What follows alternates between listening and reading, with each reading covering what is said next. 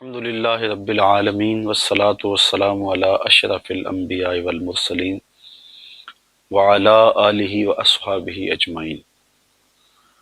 قال اللہ تعالی وتبارک فی شان حبیبہ مخبرا وآمرا ان اللہ وملائکتہ یصلون علی النبی یا ایہا الذین آمنوا صلوا علیہ وسلموا تسلیما۔ الصلاۃ والسلام علیک یا رسول اللہ وعلی آلک و اصحابک یا محبوب رب العالمین۔ تمام حمد و ثنا، تعریف و توصیف اللہ جل مجدہ الکریم کی ذات بابرکات کے لیے، جو خالق کائنات بھی ہے اور مالک شش جہات بھی۔ اللہ جل وعلا کی حمد و ثنا کے بعد رسول رحمت، شفیع معظم، نبی محتشم، اللہ کے پیارے، امت کے سہارے، رب کے محبوب، دانائے غیوب، مالک رقاب امم، فخر عرب و عجم، والی کون و مکان، سیاہ لا مکان، سید انس و جاں، سرور لالا رخاں، نیر تاباں، سر نشین مہوشاں، ماہ خوباں، شہنشاہ حسینہ، تتمہ دوراں، سر خیل زہرہ جمالاں، جلوائے صبح ازل، نور ذات لم یزل، باعث تکوین عالم، فخر آدم و بنی آدم، نیر بطحا، رازدار ما اوحا، شاہد ما طغا، صاحب علم نشرہ، معصوم آمنہ احمد مجتبیٰ، حضرت محمد مصطفیٰ صلی اللہ علیہ وآلہ وسلم کے حضور ناز میں اپنی عقیدتوں، ارادتوں اور محبتوں کا خراج پیش کرنے کے بعد، علی مرتبت محتشم سامعین، السلام علیکم ورحمۃ اللہ وبرکاتہ۔ آج مولا کائنات سیدنا علی المرتضیٰ رضی اللہ تعالی عنہ کے تذکرہ نور پر مشتمل چند باتیں آپ کے گوش گزار کرنا چاہوں گا۔ اللہ تعالی مجھے حق کہنے کی توفیق سے مالا مال کرے اور ہماری اس کاوش کو اپنی بارگاہ میں مستجاب کرے۔ حضرت سیدنا علی المرتضیٰ رضی اللہ تعالیٰ عنہ رسول کریم صلی اللہ علیہ وآلہ وسلم کے چچا زاد بھائی تھے، اور جب حضور نے اعلان نبوت کیا تو وہ خوش نصیب لوگ جنہوں نے سب سے پہلے حضور کی دعوت پہ لبیک کہا اور حضور کی نصرت، اعانت اور مدد کے لیے پوری قوت کے ساتھ کھڑے ہوئے، ان میں حضرت سیدنا علی المرتضیٰ رضی اللہ تعالیٰ عنہ کا نمایاں نام ہے۔ اور آپ نے حضور علیہ الصلاۃ والسلام کے لیے اپنا سب کچھ قربان کرنے کا جو عزم کیا، پہلے دن سے ہمیشہ اس پر کھڑے رہے اور پوری قوت کے ساتھ اسلام کی سربلندی کے لیے، دین اسلام کے فروغ کے لیے مستعد اور فعال رہے۔ حضرت سیدنا علی المرتضیٰ رضی اللہ تعالی عنہ کا حضور کے ساتھ یہ تعلق کہ حضور کے چچا زاد بھائی تھے، لیکن یہ تعلق اور زیادہ پختہ ہو جاتا ہے جب حضور اپنی لاڈلی صاحبزادی حضرت سیدہ طیبہ طاہرہ حضرت سیدہ فاطمہ سلام اللہ علیہا کو سیدنا علی المرتضیٰ رضی اللہ تعالی عنہ کے عقد میں دے دیتے ہیں، اور پھر وہ قربت جو حضور کو حضرت مولا کائنات سے حاصل تھی اور زیادہ گہری ہو جاتی ہے۔ جب مدینۃ المنورہ کی طرف ہجرت ہوئی تو حضور نے انصار کو اور مہاجرین کو ایک دوسرے کا بھائی بنا دیا، تو حضرت علی المرتضیٰ رضی اللہ تعالی عنہ کی باری آئی تو حضور نے انہیں اپنا بھائی قرار دیا۔ حضرت سیدنا علی المرتضیٰ کے مناقب، آپ کے فضائل پر مشتمل بہت احادیث ہیں جو کتب احادیث کے اندر موجود ہیں، لیکن حضور نبی رحمت صلی اللہ علیہ وآلہ وسلم نے حضرت علی المرتضیٰ کی محبت کو، آپ کے پیار کو پوری امت میں راسخ کرنے کے لیے ارشاد فرمایا۔ حضرت زید بن ارقم رضی اللہ تعالی عنہ سے مروی ہے، اور تھوڑے الفاظ کے فرق کے ساتھ یہ روایت دیگر اصحاب رسول سے بھی مروی ہے۔ تقریباً 30 اصحاب اس روایت کی شہادت دیتے ہیں کہ حضور علیہ الصلوۃ والسلام نے ارشاد فرمایا، من کنت مولا ہو فعلی مولا ہو، جس کا میں مولا ہوں اس کا علی مولا ہے۔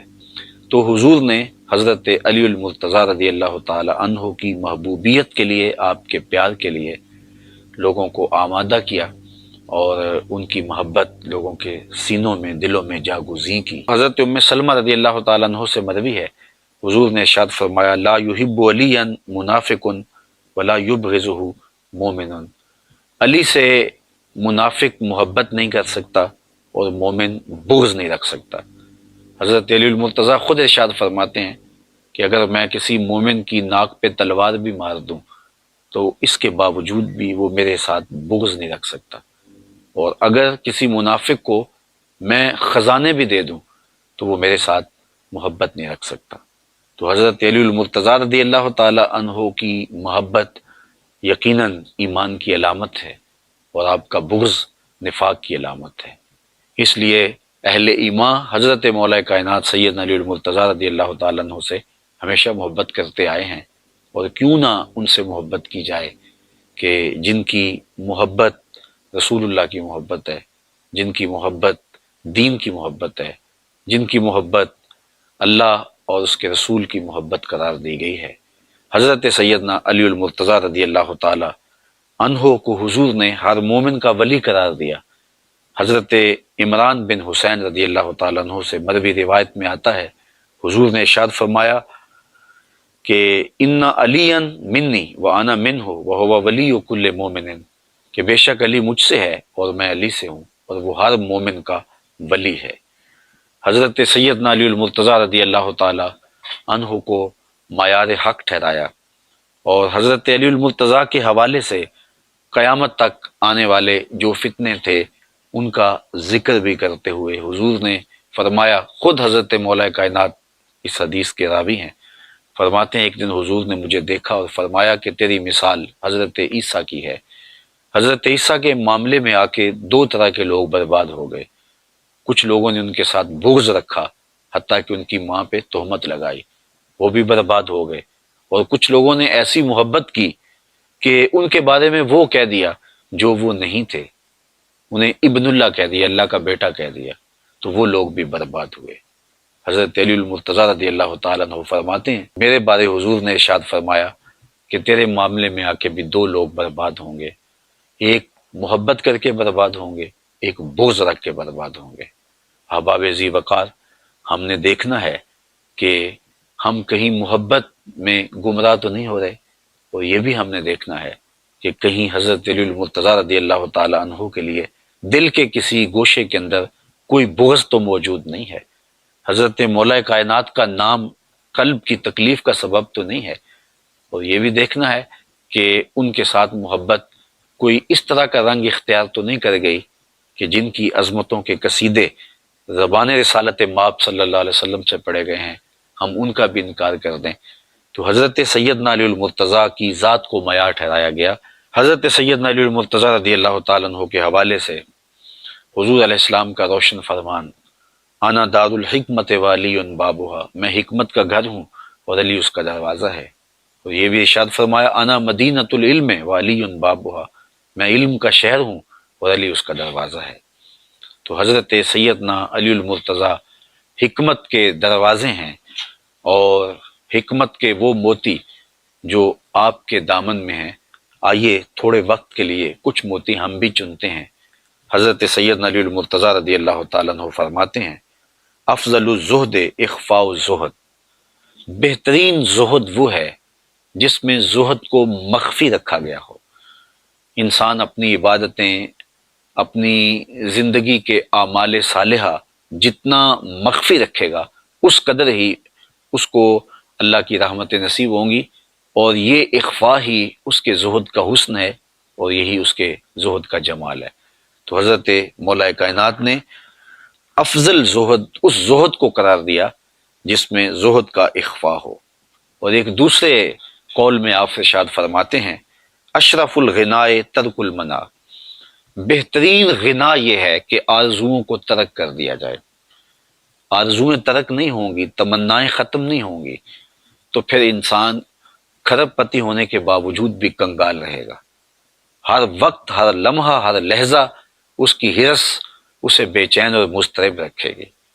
تو اشرف غنا، بہتر غنا، جو غنا اس کے قلب کی تسکین کا ساما بنے، جو اس کے باطن کے قرار کا ساما بنے، جو اس کو دنیاوی زندگی میں بھی راحت پہنچائے اور اس کی زندگی میں جمال اور حسن پیدا کرے، وہ وہی غنا ہے جس میں آرزویں دم توڑ جائیں اور خواہشات اس کی ختم ہو جائیں۔ تیری آرزو ہے کہ ہو میری آرزو پوری، میری آرزو ہے کہ تیری آرزو بدل جائے۔ تو اشرف الغنا ترک المنا، آپ نے ایک دوسرے مقام پہ ارشاد فرمایا، عزم الخالق عندک یصغر المخلوق فی عینک، اللہ تعالیٰ جل شانہ کی عظمت جب اجاگر ہو جاتی ہے اور تیرے دل اور دماغ میں اس کی عظمت کا احساس پیدا ہوتا ہے تو پھر مخلوق تجھے بڑی دکھائی نہیں دیتی، پھر کائنات کی حقیقت تیرے سامنے کھل جاتی ہے۔ جب مالک کی عظمت اجاگر ہو جائے تو پھر کائنات تیرے سامنے بڑی نہیں رہے گی، وہ چھوٹی ہو جائے گی۔ فرمایا اگر کوئی لونڈی اپنے ہاتھ میں خنزیر کی انتڑیاں لے کے آئے تو ان انتڑیوں کی جو اہمیت ہے میری نظر کے اندر دنیا کی اتنی بھی اہمیت نہیں ہے۔ تو یہ وہ سبق ہے توحید کا اور اللہ تعالیٰ جل شانہ کی عظمت کے اقرار کا کہ جو بندے کو دنیا سے بے نیاز کر دیتا ہے اور مالک کی عظمت کے سائے میں کھڑا کر کے اس کی نگاہوں میں دنیا کو چھوٹا کر دیتا ہے۔ حضرت علی المرتضیٰ رضی اللہ تعالیٰ عنہ کا یہ قول بھی سننے کے قابل ہے۔ فرمایا لا غنا کل عقل ولا فقر کل جہل ولا میراث کل ادب ولا ظہیر کل مشاورہ۔ کتنی خوبصورت باتیں ارشاد کی اور کتنے قیمتی موتی ہیں جو عطا کیے۔ فرمایا لا غنا کل عقل، عقل جیسی مالداری نہیں ہے۔ جو مالداری، جو دولت، جو ثروت عقل کی صورت میں اللہ تعالیٰ جل شانہ نے عطا کی ہے، وہ کوئی اور دولت اس کی جگہ نہیں لے سکتی ہے۔ بلکہ ایک مقام پہ فرمایا کہ ہم اللہ کی تقسیم پہ راضی ہیں، اس نے جاہلوں کو مال دیا اور ہمیں علم عطا فرمایا۔ تو اللہ تعالیٰ جل شانہ نے عقل کی صورت کے اندر جو غنا نصیب کیا ہے کسی شخص کو تو وہ بڑی دولت ہے۔ فرماتے ہیں کہ اس جیسا غنا کوئی نہیں۔ پھر فرمایا ولا فقر کل جہل، اور جہالت جیسی محتاجی، فقیری اور غریبی نہیں ہے۔ جو جاہل ہے تو اصل میں فقیر اور محتاج ضرورت مند وہ ہے جس کے پاس چراغ علم نہیں اور جہالت کے ڈیرے جس کے ہاں ہیں۔ پھر ارشاد کیا ولا میراث کل ادب، اور ادب جیسی کوئی وراثت نہیں ہے۔ بندے کو اپنے ماں باپ سے، اپنے بڑوں سے جو دولت ملی ہے، جو وراثت ملی ہے، وہ بہترین وراثت حسن ادب ہے۔ اگر ان کو اچھے ادب مل گئے تو یہ حقیقی دولت ہے، حقیقی میراث ہے جو اس کو اپنے بزرگوں کی جانب سے ملی ہے۔ اور اگر اس کو درہم و دینار بہت مل گئے، اس کو دنیا کی بڑی دولتیں مل گئیں، لیکن اس کو ادب کی دولت نہیں ملی تو اس کے پلے کچھ بھی نہیں ہے۔ تو بہترین میراث کسی کو جو نصیب ہوئی وہ ادب ہے۔ تو ادب وہ دولت ہے، ادب وہ ثروت ہے کہ جو باقی ساری ثروتوں سے اور دولتوں سے بھاری ہے۔ حضرت سیدنا علی المرتضیٰ رضی اللہ تعالیٰ عنہ نے چوتھی بات ارشاد فرمائی ولا ظہیرہ کل مشاورہ، مشاورت جیسا کوئی مددگار نہیں ہے۔ جو ظہیر اور جو مددگار مشاورت ہے، اس طرح کا کوئی بھی مددگار اور کوئی بھی ساتھی اور کوئی بھی جو ہے وہ دوست نہیں ہے۔ حضرت سیدنا علی المرتضیٰ رضی اللہ تعالیٰ عنہ کا ایک قول نور دیکھیے جو آپ نے انسانی زندگی کی تہذیب کے لیے ہمیں ارشاد فرمایا ہے۔ فرمایا من ظن بک خیرا صدق ظنک، اگر کوئی تجھے اچھا تصور کرنے لگ جائے تو اس کے تصور کو سچ کر دکھا۔ اگر تیرے بارے میں کسی کی رائے یہ ہے کہ یہ بہت اچھا ہے اور تو جانتا ہے کہ میں اچھا نہیں ہوں، تو حقیقتاً اچھا ہو جا تاکہ اس کا ظن تیرے بارے درست ہو جائے۔ اعلی حضرت امام اہل محبت امام شاہ احمد رضا خان فاضل بریلوی علیہ رحمہ، آپ حافظ قرآن نہیں تھے، لیکن لوگوں کا یہ گمان تھا کہ آپ حافظ قرآن ہیں۔ ماہ سیام کی گھڑیاں آئیں تو لوگوں نے آپ سے کہا حضرت آپ اس مرتبہ قرآن سنائیے۔ تو آپ قرآن مجید کے حافظ نہیں تھے، لیکن لوگوں کا یہ ظن تھا تو آپ نے قرآن مجید یاد کر لیا اور ایک مہینے کے اندر حفظ بھی کیا اور سنایا بھی۔ روزانہ پڑھتے تھے اور شام کو سنا دیتے تھے کہ لوگوں کا میرے بارے ظن یہ ہے کہ میں حافظ قرآن ہوں، تو چلو میں حافظ قرآن بن جاتا ہوں۔ تو سیدنا علی المرتضیٰ فرماتے ہیں جب لوگوں کا تیرے بارے اچھا ظن ہو تو ان کے ظن کے مطابق ہی ہو جا تو ان کے زن کو سچا کر دکھا۔ آپ کا ایک اور قول جو زندگی میں بہت زیادہ ہمیں رہنمائی فراہم کرتا ہے، بالخصوص فتنے کے دور میں یہ قول انتہائی رہنما قول ہے۔ ارشاد فرمایا کن فی الفتنہ کا ابن اللبون لا زہر فیرکب ولا درع فیحلب۔ فرمایا تو فتنے کے زمانے میں اونٹ کے 2 سال کے بچے کی طرح ہو جا، نہ تیرے پہ سواری کی جا سکے اور نہ تیرا دودھ دھویا جا سکے، یعنی فتنے میں تو لوگوں کا فتنے میں مددگار نہ ہو اور ان کے لیے کسی طرح بھی تو معاون نہ بن پائے، تو فتنے میں اپنے دامن کو بچا کر کے محفوظ رہا جائے اور اپنی حفاظت کی جائے۔ تو کتنی خوبصورت مثال دی کہ جس طرح اونٹ کا 2 سال کا بچہ ہوتا ہے کہ وہ دودھ بھی نہیں دیتا اور سواری کے قابل بھی نہیں ہوتا، تو نہ تو فتنے کو کوئی طاقت فراہم کر سکے اور نہ ان کی کوئی مدد کر سکے اور نہ ان کی کسی ضرورت کو، فتنہ گروں کی کسی ضرورت کو پورا کر سکے، ابن لبون کی طرح ہو جا۔ پھر آپ نے یہ بھی ارشاد فرمایا من حاسب نفسہ رابحہ ومن غفل عنہا خاسرہ ومن خاف آمنہ ومن اعتبر ابصر ومن ابصر فہمہ ومن فہم عالمہ۔ آپ نے ارشاد فرمایا جس نے اپنے نفس کا محاسبہ کیا وہ کامیاب ہو گیا، بامراد ہو گیا، اور جو محاسبہ نفس سے غافل رہا وہ نقصان میں رہا، اور جس نے اللہ تعالیٰ کا خوف اپنے من میں سما لیا، اپنے باطن میں اتار لیا، وہ امن پا گیا۔ ومن اعتبر، اور جس نے عبرت حاصل کی، اب سارا اس کی آنکھیں کشادہ ہو گئیں اور اس کا سینہ روشن ہو گیا، اسے نور معرفت مل گیا۔ ومن ابصر فاہمہ، اور جس کو بصیرت کا نور مل گیا تو وہ سمجھدار ہو گیا۔ ومن فہم عالمہ، اور جو فہم کی دولت سے مالا مال ہوا وہ حقیقی طور پہ عالم بن گیا۔ صیغے یاد کرنے سے عالم نہیں بنتا، بلکہ عالم بننے کے لیے بصیرت کا نور چاہیے، عالم بننے کے لیے بصیرت کے اجالے چاہیے، خوف خدا چاہیے، خشیت الہی چاہیے۔ تو یہ وہ راستہ ہے جو ہمیں علم کی طرف لے جاتا ہے، اور ایک عالم کے لیے محاسبہ ذات سے شروع ہو کر کے فہم دین تک یہ ساری منزلیں آتی ہیں، تو پھر وہ عالم بنتا ہے۔ حضرت سیدنا علی المرتضیٰ رضی اللہ تعالی عنہ فرماتے ہیں من عظم صغار المصائب ابتلاہ اللہ بکبائرہا، جو چھوٹی مصیبتوں کو بڑا سمجھنے لگ جاتا ہے اللہ تعالیٰ جل شانہ اسے بڑی مصیبتوں میں مبتلا کر دیتا ہے۔ زندگی کے اندر مصیبتیں، آلام، مصائب ہمیں آتے رہتے ہیں، تو چھوٹی مصیبت آ جائے تو خم خواہ واویلا نہیں مچانا چاہیے، اور اگر چھوٹی مصیبت پر واویلا مچانے لگ جائیں گے تو پھر ایک دن آئے گا کہ اللہ بڑی مصیبتوں میں بھی ہمیں مبتلا کر دے گا۔ تو حضرت علی المرتضیٰ نے کتنا روشن قول ہمارے سامنے رکھا کہ اللہ کی طرف سے کوئی آزمائش آ جائے، امتحان آ جائے، اس کو صبر سے، حوصلے کے ساتھ اس امتحان کو، اس آزمائش کو گزارا جائے، تاکہ بڑی آزمائش سے، بڑی مصیبت سے بچا جا سکے۔ آپ کا ایک اور قول بھی دیکھیے، فرمایا تھوڑا سا شک دین بگاڑ دیتا ہے اور تھوڑی سی دنیا آخرت برباد کر دیتی ہے۔ تشکیک جب پیدا ہوتی ہے تو پھر دین نہیں رہتا۔ علامہ اقبال علیہ رحمہ نے بھی کہا تھا کہ غلامی سے بدتر ہے بے یقینی، تو بے یقینی جب روحوں میں، دلوں میں اترنے لگے تو پھر دین نہیں بچتا، دین باقی نہیں رہتا، اور تھوڑی سی دنیا داری آخرت برباد کر دیتی ہے۔ یہاں دنیا داری سے مراد خدا سے غافل ہونا ہے۔ چیز دنیا از خدا غافل بدن، علامہ رومی کہتے ہیں خدا سے غفلت کا نام دنیا ہے۔ سونے چاندی، کاروبار، یہ زندگی کے امور دنیا نہیں ہے۔ جب غافل ہوں گے تو وہ چاہے ہم ممبر پہ بیٹھے ہوں گے یا کعبے کا طواف کر رہے ہوں گے تو وہ دنیا داری ہوگی۔ تو ہم اپنے آپ کو غفلت سے بچائیں اور تھوڑی سی دنیا داری سے بھی اپنے آپ کو محفوظ رکھیں تاکہ آخرت کی بربادی نہ ہو۔ حضرت سیدنا علی المرتضیٰ رضی اللہ تعالیٰ عنہ کا ایک قول کو سنتے جائیے، فرماتے ہیں پرہیزگاری کے سوا حلم درست نہیں ہے اور طمع سے دین سلامت نہیں رہتا۔ جب پرہیزگاری موجود نہیں رہتی تو پھر طبیعتوں میں حلم پیدا نہیں ہوتا، اور جب کسی کی طبیعت میں طمع پیدا ہو جاتی ہے تو پھر دین سلامت نہیں رہتا۔